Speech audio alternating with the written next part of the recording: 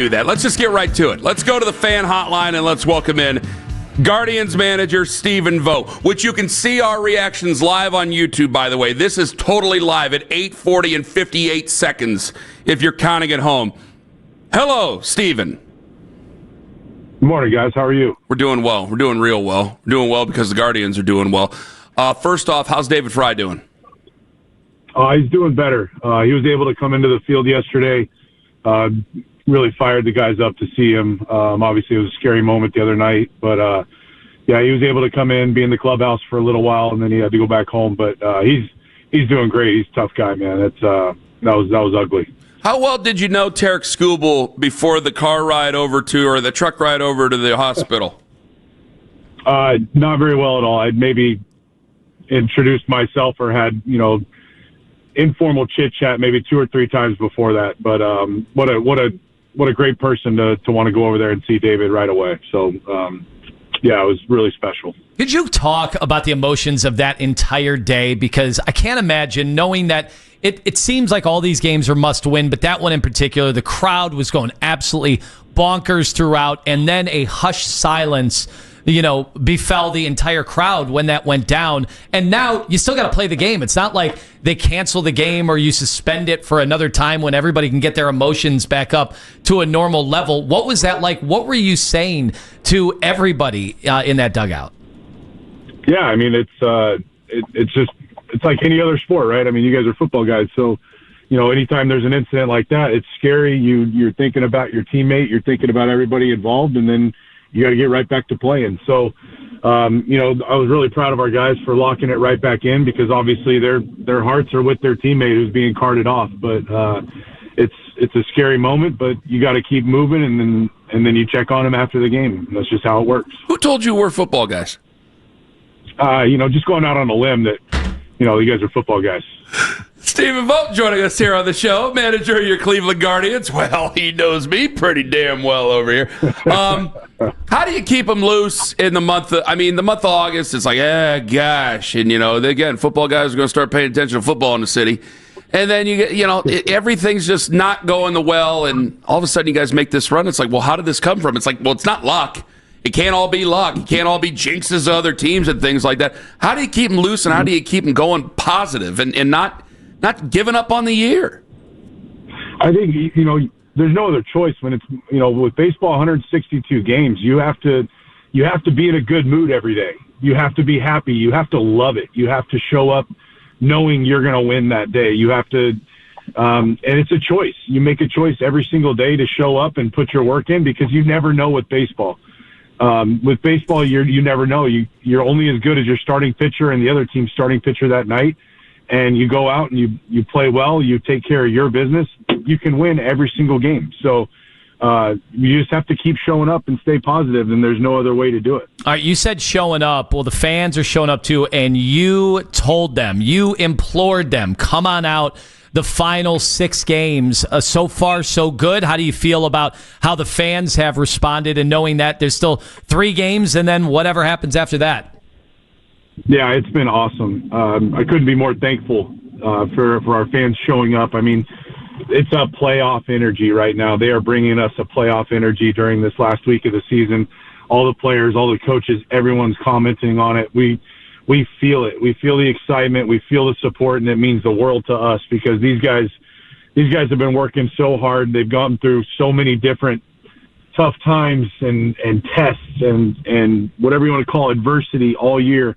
And for us to be in a playoff position with 3 games to go, and we control our own destiny, I couldn't be more proud of these guys, and it looks like the fans agree, and it's just been so much fun to have a packed-out house so far this week. Stephen Vogt with us on the hotline. So I got to be honest, we referenced this early in the show, and it seems like a lifetime ago when you had to be the chief messenger for a team that was losing 10 straight games.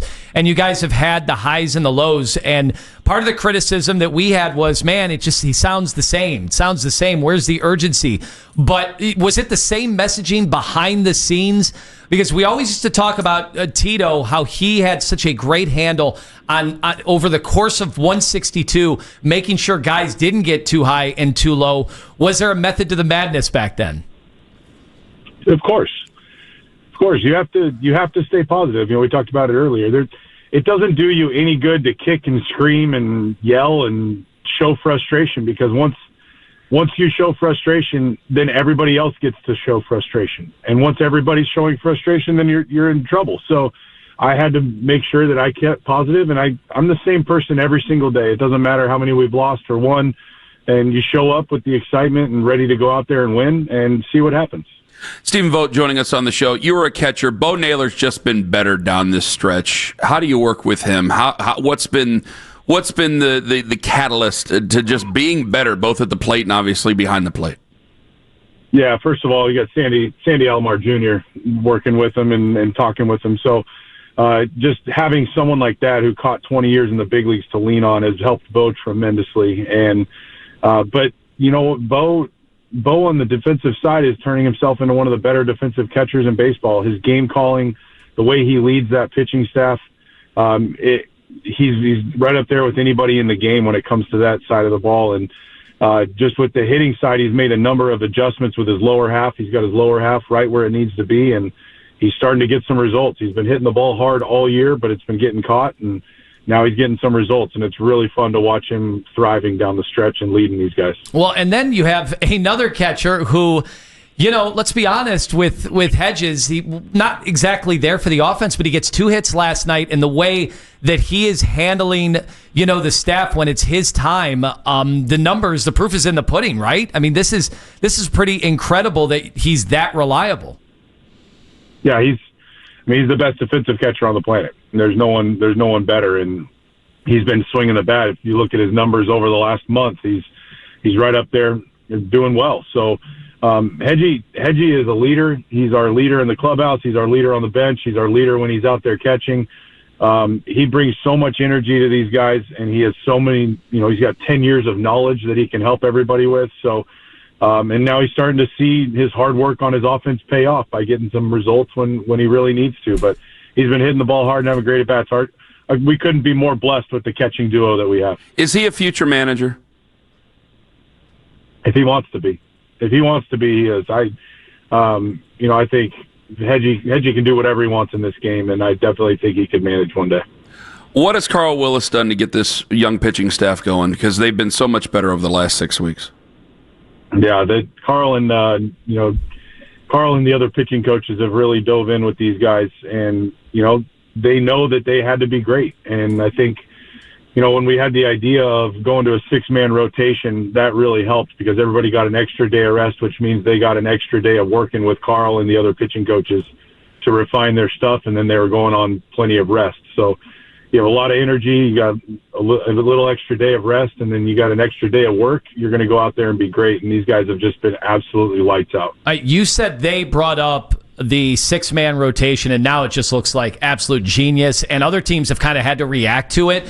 Did you have to have your arm twisted on that? What goes into a conversation, within maybe the organization or just your staff on something like that? We talked for a while. I mean, we knew we had the 24 games and 24 days stretch coming up, and we knew it was September, and we knew we had a lot of pitchers that didn't have any innings. And when the idea got thrown out, as we talked through it, it was a pretty quick, yeah, that makes a ton of sense. You worry about only having the 8-man bullpen for a stretch like that. So we had talked, hey, the starters really have to step up and take the 6th inning, and boy, did they. I mean, they were outstanding. They went deep into games and obviously didn't give up any runs. So really proud of them, and it was really fun to watch. There was a strong conversation a while ago in the dugout after a Tanner Bivey appearance. Was that a turning point for Tanner, or was there more things that he was working on that Carl was and you were working on with him to kind of get this thing going again? Tanner's made the turnaround. I mean, obviously we're all there to support him. We're all there to help him.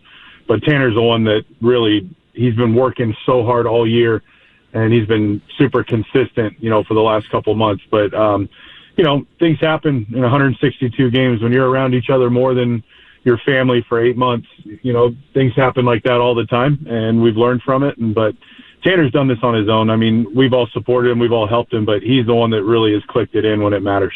When did you start scoreboard watching, and how do you make sure that doesn't become a distraction, even though, you guys are on the verge of history now? Yeah, I mean, I don't personally scoreboard watch, but there's plenty of people around me that are telling me what's going on, so I don't need to worry about that. But, I think we're all watching. We're all peeking. We're all wondering, but, it's like I told our guys, the way that our season has been, everything that you guys have been through, everything that we've gone through as a group, no one's going to help us. We got to do this on our own. And that's what I'm so proud of these guys for, and they've gone out and they've won all these games. They've put themselves in this position to where we're going into a weekend home series at Progressive Field with the best baseball fans on the planet, with a chance to win our way into the postseason. You can't ask for anything more than that. Like, that is the best scenario possible. Do you believe in jinxes? No. No jinxes. So a radio show host can't jinx you. I mean, if you want to take the risk, go ahead. It's your show. So I'm just the guest. So it's up to you. No, you're the one that's going to have Cleveland on your back if it happens. I don't believe in them, but if you do, then that's on you. That's a very good point. Tell them why you're asking. No, you tell them why. You're the one who jinxed them. I had the nerve, and look, I thought that I had a responsibility to make sure to educate the fans. Yeah, now he wants to be a journalist. But that you guys were on verge of even more history by having this incredible number with the starters, giving up 2 runs or less, and you were threatening, I think, a team from 1918 for an all-time MLB record. 17. I just thought fans would like to know that. I thought fans would be interested in knowing that. Now I'm being accused of jinxing the team after yesterday. Yeah. Well, it's how you choose to look at it. I mean, obviously it's an unbelievable run by our starting pitching, and it's going to end at some point. So, but Parker was really good last night. Just a couple pitches over the middle that they didn't miss, and that's what they do. They hit homers. Say you win tonight. Your game starts at 7 Eastern, 7:10 Eastern. The Astros start a lot later. Will you watch the Astros games tonight or tomorrow like they're a March Madness team? Like you're a March Madness team? No, we will not. We will be going. We're going to go home right after the game, and I'm sure everybody's going to be watching, and we'll see. But we have to take care of our end of it. We have to win our game, and that's really all that matters. And again, I know people get sick of me saying it, but all we can control is winning today, and then we worry about tomorrow. So we'll figure it out. We'll figure it out when we wake up in the morning. But we got to come out ready to play tonight and get a win. Has there been any message, the communication between David Fry? Is anything said? Other than the obvious? I mean, as far as what? Yeah, I think of somebody who obviously is, through thick and through thin after what you guys and what he was able to help accomplish last year, that it's got to stink that he can't be there with you guys. Is he issuing the charge like go out there and let's rally around and let's do whatever it takes because, this stinks that he's not going to be able to be with the team? Yeah. No, I mean, definitely. I mean, the guys brought his jersey down to the dugout, and I mean, David's one of our biggest leaders. He's been a huge part of our team, not only on the field but in the dugout and the clubhouse. And these guys love each other, man. I mean, it's like I told you, you're 8 months. You're with each other more than you're with your family, and you're traveling. You're going everywhere every single day, and day in and day out, they are supporting each other. And David's been a big part of that. So, absolutely, you guys want to rally for David. Stephen Vogt joining us on the show, manager of the Guardians. What do you do to relax and center yourself? Oh man. When I get a chance to, I like to go just hit some golf balls or play golf. But, honestly, I like to just try to turn off. I watch Cheers, The Office, Seinfeld, comedy movies, just anything to do that because it just turns my brain off and I'm able to relax. But that's for me. I'm a pretty simple guy, guys. Cheers? Yeah. We're like kind of in this. Wait a minute. How old are you? I'm 40. Yeah, we were like both kids. Cheers. That's interesting. Like The Office makes sense, or some of the other ones make sense. Cheers is still a little bit before the us. Diane years or the How could you not watch Kirstie Diane Alley? years? Yeah. I don't know. Yeah, Diane years are my favorite for sure. Yeah, Diane. But, yeah.